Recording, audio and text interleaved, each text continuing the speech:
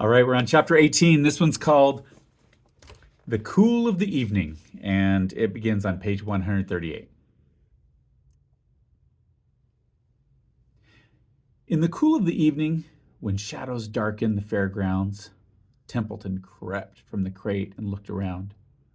Wilbur lay asleep in the straw. Charlotte was building a web. Templeton's keen nose detected many fine smells in the air. The rat was hungry and thirsty. He decided to go exploring. Without saying anything to anybody, he started off. "Bring me back a word," Charlotte called after him. "I shall be writing tonight for the last time." The rat mumbled something to himself and disappeared into the shadows. He did not like being treated like a messenger boy. After the heat of the day, the evening came as a welcome relief to all. The Ferris wheel was lighted now. It went round and round in the sky and seemed twice as high as by day.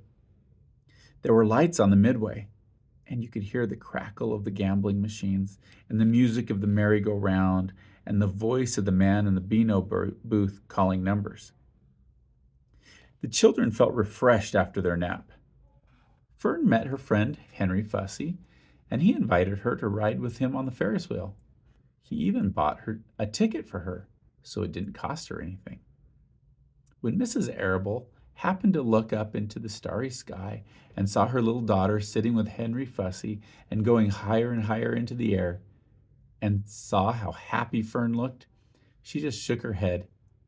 My, she said. Henry Fussy, think of that. Templeton kept out of sight. In the tall grass behind the cattle barn, he found a folded newspaper. Inside it were leftovers from somebody's lunch: a deviled ham sandwich, a piece of Swiss cheese, a part of a hard-boiled egg, and the core of a wormy apple. The rat crawled in and ate everything. Then he tore a word out of the paper, rolled it up, and started back to Wilbur's pen. Charlotte had her web almost finished when Templeton returned, carrying the newspaper clipping. She had left a space in the middle of the web. At this hour, no people were around the pig pen, so the rat and the spider and the pig were by themselves. "I hope you brought a good one," Charlotte said. "It is the last word I shall ever write." "Here," said Templeton, unrolling the paper. "What does it say?" asked Charlotte. "You'll have to read it for me." "It says humble," replied the rat. "Humble," said Charlotte. "Humble has two meanings. It means not proud, and it means near the ground." "That's Wilbur all over. He's not proud and he's near the ground." "Well, I hope you're satisfied," sneered the rat. "I'm not going to spend all my time fetching and carrying. I came to this fair to enjoy myself, not to deliver papers." "You've been very helpful," Charlotte said. "Run along if you want to see more of the fair."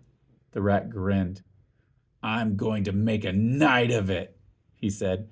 The old sheep was right. This fair's a rat's paradise. What eating and what drinking, and everywhere good hiding and good hunting. Bye, my humble Wilbur. Fare thee well, Charlotte, you old schemer. This will be the night to remember in a rat's life. He vanished into the shadows. Charlotte went back to her work. It was quite dark now. In the distance, fireworks began going off, rockets scattering the fiery balls into the sky. By the time the Arables and the Zuckermans and Lurvy returned from the grandstand, Charlotte had finished her web.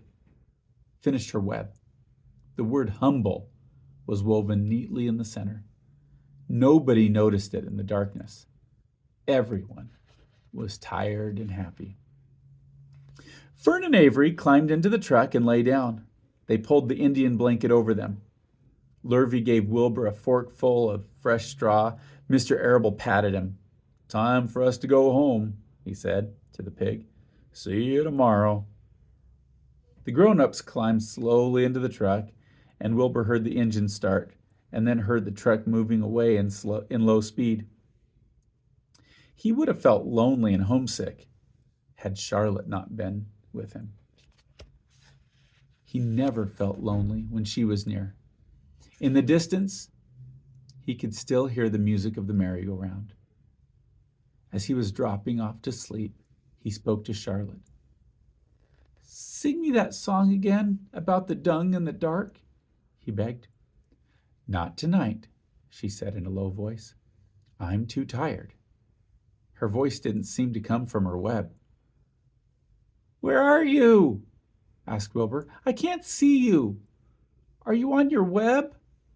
"I'm back here," she answered, "up in this back corner." "Why aren't you on your web?" asked Wilbur. "You almost never leave your web." "I've left it tonight," she said. Wilbur closed his eyes. "Charlotte," he said after a while, "do you really think Zuckerman will let me live and not kill me when the cold weather comes? Do you really think so?" "Of course," said Charlotte. "You're a famous pig, and you are a good pig. Tomorrow you will probably win a prize. The whole world will hear about you. Zuckerman will be proud and happy to own such a pig. You have nothing to fear, Wilbur, nothing to worry about. Maybe you'll live forever, who knows? And now, go to sleep." For a while there was no sound. Then Wilbur's voice. "What are you doing up there, Charlotte?" "Oh, making something," she said. "Making something as usual." "Is it something for me?" asked Wilbur. "No," said Charlotte. "It's something for me, for a change." "Please tell me what it is," begged Wilbur. "I'll tell you in the morning," she said. "When the first light comes into the sky and the sparrows stir and the stars fade, when early cars whisper along the highway, you look up here and I'll show you something. I will show you my masterpiece." Before she finished the sentence, Wilbur was asleep. She could tell by the sound of his breathing that he was sleeping peacefully, deep in the straw. Miles away, at the Arables' house, the men sat around the kitchen table eating a dish of canned peaches and talking over the events of the day. Upstairs, Avery was already in bed and asleep. Mrs. Arable was tucking Fern into bed. "Did you have a good time at the fair?" she asked as she kissed her daughter. Fern nodded. "I had the best time I have ever had anywhere or at any time in all my whole life." "Well," said Mrs. Arable, "isn't that nice?"